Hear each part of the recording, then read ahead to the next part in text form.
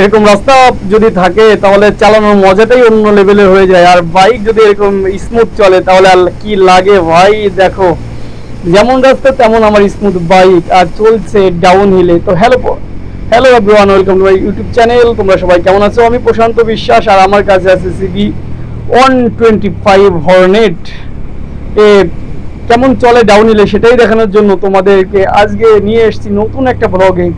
আর ভাই বাইকের কিছু খারাপ দিক, কিছু ভালো দিক নিয়ে আজকে কথা বলবো। আর একটা ভাই আমাকে এসএমএস করেছে যে দাদা গ্ল্যামার কেমন হবে। গ্ল্যামার ইয়ং জেনারেশনের জন্য আমি মনে করি না বেস্ট বাইক। যদি ফ্যামিলি নিয়ে চালাতে চাও তাহলে অবশ্যই ওটা তোমার জন্য খুব একটা ভালো বাইক হতে পারে। যদি তুমি অনলাইনে বিজনেস যেমন ইজিগো, তারপরে র্যাপিডো, তারপরে সুইগি, ডোমিনোর এগুলো সেল করতে চাও, দিতে চাও, এবং তোমার বা এগুলো কারণ না হতে পারে, কেউ যদি চাও যে আমার ফ্যামিলি নিয়ে ঘুরবো 3-4 জন বসিয়ে, অবশ্যই বাইকটা তোমার জন্য। কিন্তু এই বাইকটা তোমার জন্য না, কারণ এটা পুরো স্পোর্টি লুক আর স্পোর্টি ডিজাইন, স্পোর্টি পারফরমেন্স, আর এটা সিঙ্গেলদের জন্য বেশি ভালো। আর পিছনে কখনো কখনো পিলিয়ন বসাতে পারো।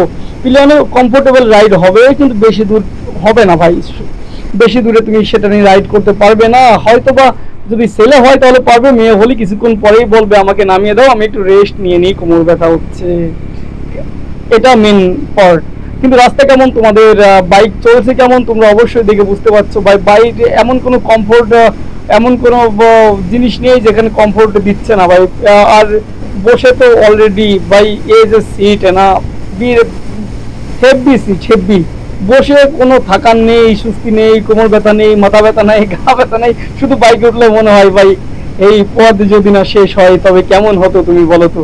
তোমরা বলো ভাই, যদি এরকম বাইক পাই তাহলে চালাতে গেলে কেমন ফিলিংস হবে। মনে হয় না ভাই 125 বাইকেও মনে হয় না এটা কোনো কম নর্মাল বাইক। কিন্তু এ পুরো স্পোর্টি লুকে মনে হয় ভাই এটা 150, 200, 250, 300 সুপার বাইক চালাচ্ছে, সে একটা ফিল দেয়। পাওয়ার হতে পারে একটু কম, পাওয়ার হতে পারে সুপার বাইক থেকে একটু কম, কিন্তু এটাই আমার গরিবের MT-15, গরিবের সুপার বাইক। তোমাদের কেমন লাগছে ভিডিও আমার? যদি কোনো সমস্যা থাকে অবশ্যই আমাকে কমেন্ট করো ভাই, যে দাদা ভিডিওতে এই প্রবলেম হচ্ছে, তুমি এইভাবে করো। আমি তোমাদের যেভাবে বলবো আমি সেইভাবেই চেষ্টা করব ভিডিও বানানোর জন্য। কিন্তু বাইকের আরেকটা দিক দেখো ভাই, পুরো যখন আমি কর্নারিং করছি বা আমি মোড় নিচ্ছি বাইকটাতে, পুরো কনফিডেন্সের সঙ্গে মোড় নিচ্ছি। বাইকটা সুন্দর ডাউন হিলে স্মুথ চলছে, আপ হিলে একটু স্ট্রাগল করলে হোক, ডাউন হিলে ভাই এ মাখনের মতো চলছে। আর কি বলবো বাইক সম্বন্ধে আমার তেমন কিছু বলার নেই, কারণ অনেক বড় বড় ইউটিউবার এর কত সিসির বাইক, ফলানা কি সব তোমাদের বলে দিয়েছে। আর যে যা বলেনি সেটাই আমি বলছি, তা দেখায়নি চালিয়ে। বাইক চালালে তুমি কেমন পারফরমেন্স রাস্তায় পাবে, তোমার দিকে মানুষ কেমন দেখবে, যে তুমি কেমন, তোমাকে দেখতে কেমন লাগছে, পুরো মানে একেবারে ওই জিনিসটা নিয়ে আমি আলোচনা করব। রোড পারফরমেন্স কেমন বাইকের সেটা নিয়ে আমি তোমাদেরকে এখন জানাতে চাই। বাইকটা এর ট্যাঙ্কিটা দেখো একটু উঁচু, আর বাইকটা সামনের থেকে একটু ঝুঁকানো, আর এই জন্য একে একটু স্পোর্টি লুকের সাথে তুলনা করা যায়। পিছের সিটটা একটু উঁচু, যার ফলে বাইকের সামনের দিকে হাত স্ট্রেট করে সামনের দিকে একটুখানি ঝুঁকতে হয়।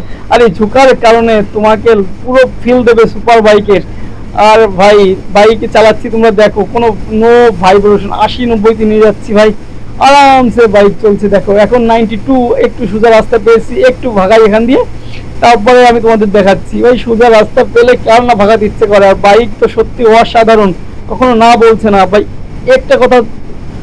একটা কথা তোমরা অবশ্যই মাথায় রেখো, এটা কিন্তু 125 বাইক, এর ক্যাপাসিটি কতটা সেইভাবে এটা ভাগিও, আর সেইভাবে তোমরা চলাফেরা করো।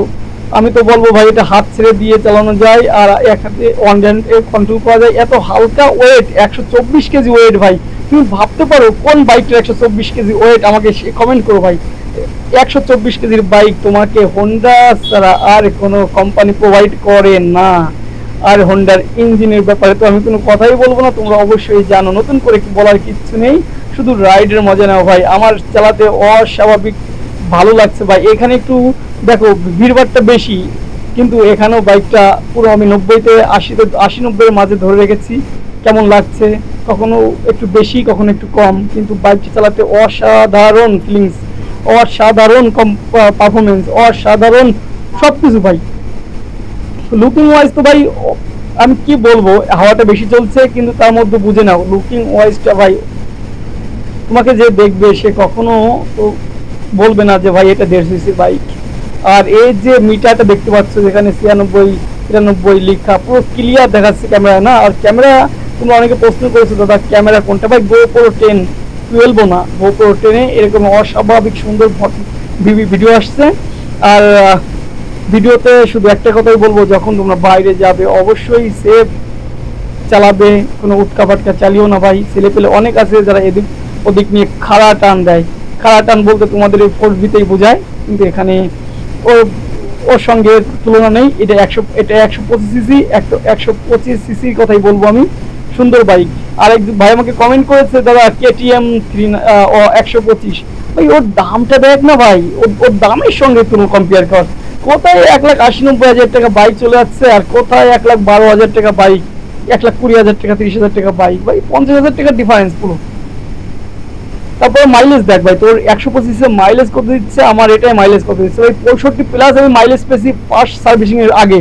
এবার ফার্স্ট সার্ভিসিং এর পরে গিয়ে 70 মাইলেজ আমি 75 দেখিয়ে দেবো পাক্কা, আমি তুলে নেবো। যদি তুমি নর্মাল বাইক 70 60 80-তে না চালিয়ে অনলি ফর 40 to 50 60 তুমি মাইলেজ ধরে রাখো, ইকো মোডে ধরে রাখো ভাই, আমি পাক্কা বলেছি 65-75 তাক তোমার মাইলেজ যেতে পারে আরামসে। আর ব্রেকিং এর কথা কি বলবো ভাই, তোমরা শুধু এক্সট্রিমের কথা বলো, এক্সট্রিমের ডিস্কটা একটু বড়, এটা ডিস্ক ছোট ভাই, ওতে কোনো ফারাক পড়ে না। ব্রেকের কামড় যেটা, ব্রেক যেটা যেটা কামড়ে ধরে না, এটা ভাই অসাধারণ ব্রেক। পাহাড়ে আমি চালালাম, অসাধারণ ব্রেক পেলাম, কোনো সমস্যা নাই, সব দিক দিয়ে ভালো। যদি কারো বাইক নিতে চাও অবশ্যই নিতে পারো। আর আমাকে লাইক কমেন্ট শেয়ার করতে ভুলবে না। ভিডিও আজ এ পর্যন্ত, তোমাদের কোনো আইডিয়া থাকলে কেমন ধরনের ভিডিও বানাবো আমাকে অবশ্যই কমেন্ট করো। আর এর সম্বন্ধে আর কোনো প্রশ্ন থাকলে আমাকে করো দাদা, কি কি পারফরমেন্স কি দেখি, সব প্রশ্নের উত্তর তুমি 2 মিনিটের মধ্যে পাবে যদি আমি অনলাইন থেকে থাকি। আর হয়তোবা আমি কাউকে এখনো উত্তর দিতে দেরি করিনি, তোমাকেও করবো না ভাই। তাহলে ভালো থেকো, সুস্থ থেকো, আর আমার ভিডিও দেখতে থাকো। ভাই পরিজনদের একটু শেয়ার করো, তাদের ভিডিওটা একটু ইউটিউবার হবার স্বপ্নটা তোমরা ছাড়া আমাকে আর কে পূরণ করবে, করে দিতে পারে, কেউ পারবে না ভাই। তোমরা যদি সাপোর্ট করো তাহলেই আমি ভিডিওটা আমি ইউটিউবার হতে পারবো ভাই, না হলে আমি এখানেই এন্ড।